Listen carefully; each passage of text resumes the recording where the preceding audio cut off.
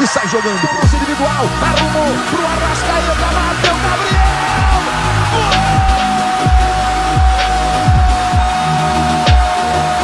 Sabe de quem? Gabigol! É o nome da emoção! Gabigol!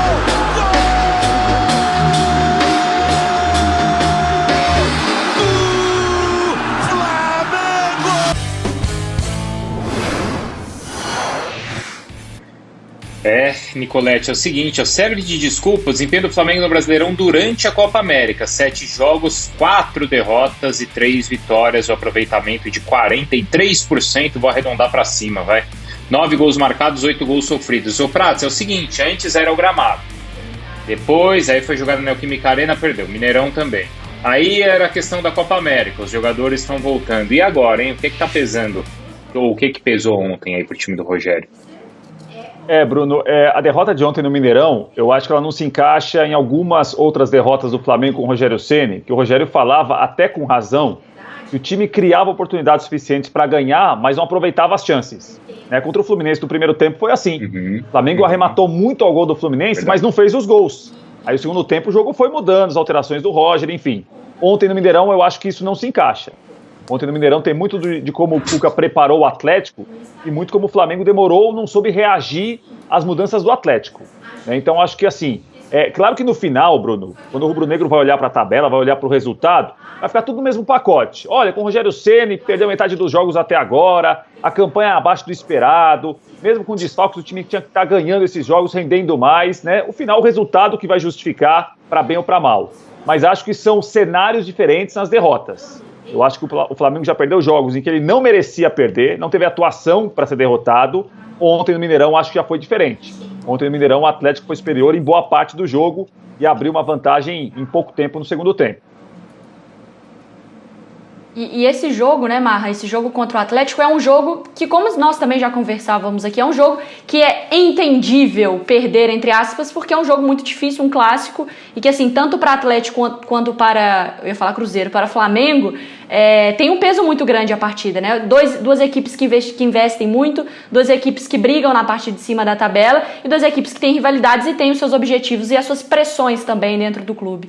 Não, e antes do campeonato começar, eram dois times que a gente apontava ao lado de Palmeiras, incrivelmente, de São Paulo, Grêmio e Inter, como times que poderiam disputar o título do Campeonato Brasileiro. Como São Paulo, Grêmio e Inter estão vivendo situações completamente diferentes, seria muito importante para o Flamengo não permitir que o Atlético pontuasse e muito importante para o Atlético não permitir que o Flamengo pontuasse. E a partida no primeiro tempo, ela foi justinha, sabe assim, sem sobras. Complicado para um e muito complicado para o outro. No segundo tempo, mas eu concordo com o Prats, acho que a leitura do Cuca prévia da partida foi muito boa. No segundo tempo, o Atlético foi melhor. E ainda assim, quando o Flamengo fez o 2-1, teve a oportunidade de fazer o 2-2. Jogo grande. Jair Pereira diria, no passado, jogo de cachorro grande, jogo muito complicado para os dois. Termina a partida. Contabilizados os pontos, a situação do Flamengo fica mais difícil. Claro que sim. O Flamengo saiu da primeira página da tabela de classificação do Campeonato Brasileiro. E o Flamengo é o atual bicampeão. Vai precisar da explicação urgente. E o próximo jogo é Chapecoense. Não dá para esperar outra coisa. O Flamengo vai ter que vencer o jogo.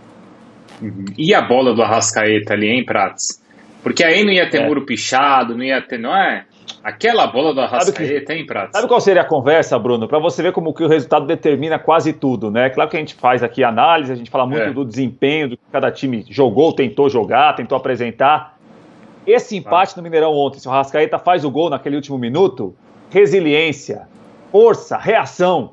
Saiu de um 2-0 em 8 minutos, foi buscar o 2-2. Saber sofrer. Esses jogadores são melhores que o Ceni. Esses jogadores estão empatando o jogo sozinhos. Dependendo do Ceni, era 2-1. Como ficou 2-1, aí ficou tudo no colo do Ceni, ou não é?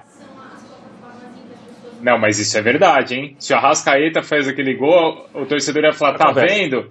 De novo, se não é o jogador, o Ceni ia fazer o time perder o jogo. Mas, Bruno, tem do outro lado também, que eu fico de olho, que é assim, quando o Everson toma gol, tá vendo, ó, o goleiro?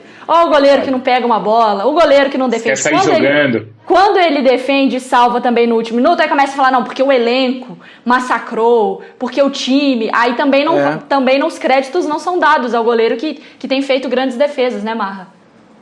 A vida do Everson não é fácil, hein? Ele trabalha com muita dignidade, mas olha, ele não foi um goleiro aceito. E ainda assim, se fosse o Vitor o reserva, eu até entenderia. O Vitor, por tudo que o Vitor apresentou. Mas o reserva era antes, quando ele chegou, ou o titular era antes o Rafael. Que sim, a história é completamente ligada ao Cruzeiro, até. E que sempre foi muito digno, hein, no Cruzeiro ou no Atlético. Mas é uma coisa de fora para dentro. Me parece que o Everson e o Rafael se dão muito bem, que a turma toda se dá muito bem ali, que a disputa é uma disputa muito honesta, mas eu acho, sinceramente, assim, incrível o que passa o Everson. Incrível, ele tem que fazer milagres a cada jogo para ser minimamente aceito. Não, gente, olha pro jogo. Ele falhou contra o Ceará, falhou 2 vezes. 2 vezes, foram falhas feias, inclusive, hein? Só que é o seguinte, ele tem feito bons jogos há algum tempo. Agora, tem uma questão aí que vocês estão avaliando como o Cuca entendeu bem a partida e como a vitória do Atlético está relacionada aos jogadores, mas também como ele enxergou o jogo. Certo, Prats? Diante disso, o torcedor do Atlético sempre desconfiou assim, um pouco do trabalho do Cuca. Uma vitória como essa será o torcedor mudar? Eu acho que dá um respiro para ele, Bruno. É aquela história de você trabalhar em um clube grande, com um grande elenco, você tem de dar resposta todo dia, né? A resposta de quarta-feira para sábado às vezes não resolve. Resolve na quinta e na sexta, no sábado é outra conversa. Agora, teve participação do Cuca ontem na vitória, né? Um clássico, um jogo muito importante, que coloca o Atlético, mantém o Atlético ali entre os 4 primeiros do Brasileiro. Acho que o Cuca é muito experiente, é muito já rodado, vivido no futebol, conhece o Atlético de outros carnavais, mas ele sabe que esse jogo de ontem para ele, tem um peso diferente. Talvez a crítica que poderia vir no domingo, ela demore mais alguns dias, mais algumas semanas, né? Ontem ele teve participação na vitória. Como em alguns jogos o Atlético não foi bem, ele também teve participação nas escolhas, nas alterações. Mas eu acho que ele é um técnico muito experiente quanto a isso, Bruno. Ele não vai mudar radicalmente, porque é uma maneira que ele acredita para trabalhar, né? E isso tem lado positivo e negativo. Ontem foi um lado muito positivo. Eu acho que a vitória para o Cuca foi importante também para ganhar um certo refresco, uma certa tolerância para os próximos jogos do Atlético. Que são difíceis, né, Prats? Tem Boca, né? Tem Libertadores, que aí é um jogo que pede muito e cobra muito do treinador, né, Marcos? Já tem clássico no final de semana, tem clássico contra o América. E sem a Arana, né? A Arana já vai para a Olimpíada. Sim. Mas, Marra, uma questão também falando de Flamengo, hein, Bruno? É que muita gente que a gente já até conversou aqui fala sobre leitura de jogo, né? Como talvez falta isso ao Ceni, que esse é o grande ponto e a grande crítica. No jogo lá contra o Juventude, campo muito molhado, colocou o Michael que corre. E aí, essa leitura falha. No jogo contra o Atlético agora, o Cuca fez uma leitura, como o Marra já destacou, que talvez faltou ao Rogério Ceni. Você acha que passa muito por aí também, Marra? Então, é que eu acho assim que no tranquilidade do ar-condicionado é mais fácil, Mariana. Lá as coisas são muito rápidas, as decisões são muito rápidas.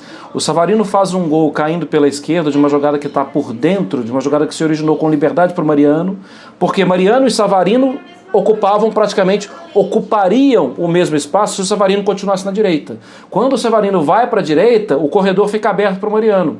E a jogada sai por ali uma vez e 2 minutos depois sai de novo e acaba o jogo, entende? 2-1. Será que ele não percebeu? Ou será que... Eu acho que ele percebeu, é óbvio que ele percebeu. Todo mundo percebeu e um cara que está no futebol há tanto tempo como o Rogério percebeu também. Só que eu acho que fica nessa assim, não, eu vou tentar ainda, eu vou investir. O time tinha também que diminuir o espaço. Como o Mariano tem aquela velocidade para cima do Felipe Luiz? Como? Não, mas Marra, aí é o seguinte, tem essa parte técnica, sem dúvida, tática, e tem a parte de entrega do time, certo? Sim. E tem muito torcedor que também está cobrando, poxa, para o jogador do Flamengo se apresentar em uma partida tão importante como essa, com esse espírito? E aí a dúvida que eu tenho, também não é papel do treinador ter o elenco na mão e saber cobrar nesse sentido? Eu acho que esse é o principal ponto para a gente talvez entender que tem realmente alguma coisa acontecendo. Porque os jogadores têm que estar mais ligados em campo e o estímulo que às vezes vem do treinador, que às vezes vem do capitão, me parece que nesse momento não está atingindo a cabeça dos jogadores, entende? A gente está falando de coisas muito abstratas, muito subjetivas, a gente está desprezando o fato de não ter Everton Ribeiro, de não ter Gabigol, do Isla ter chegado só ontem, do Arrascaeta ter chegado só ontem, mas talvez no momento a direção, e eu sei que ela tem se manifestado mais internamente, a direção do Flamengo precise realmente apertar um pouco a cobrança, menos no treinador e no grupo de jogadores, para ajudar o Rogério. Porque adianta muito pouco ficar trocando o treinador se o discurso não está chegando nos jogadores. E acho que é preciso chegar nos jogadores. O próprio Diego Alves falou sobre isso, né, Prates? Após a partida, eu até fui pesquisar aqui exatamente o que ele falou, o Diego Alves, após a derrota, falou: eu fico triste porque perdemos o jogo em 4 minutos, em 4 minutos tomamos os 2 gols e isso já vem de alguns jogos e precisa ser corrigido. Temos que reconhecer que precisamos melhorar também. Quando ganhamos é uma maravilha e a gente vem aqui falar. Então ele também chamou a responsabilidade para os atletas nesse momento, né, Prates? É isso, né, Mariana? Porque tá tudo no pacote, porque é aquela história, se você considera que todo mundo tem mérito quando vence, não pode um ter a culpa quando perde. A não ser que todo mundo a não ser que esse mesmo tenha o mérito quando vence. Aí tudo bem. Só vence por causa dele, só perde por causa dele. Agora, só perder por causa de um e só ganhar pelos outros, fica uma situação que é injusta. Agora, eu não sei até que ponto essa situação que a gente comenta, a insatisfação de muitos rubro-negros com o Rogério Ceni, até que ponto isso dá, entre aspas, para os jogadores um certo alívio. Olha, se a gente perder aqui hoje, quem perdeu não foi a gente, entendeu? Foi o técnico. A culpa é do treinador. Não, mas assim, ó... Foi o caso do Grêmio. Foi muito bom, mas, ô Mário, foi muito bom você tocar nesse ponto, porque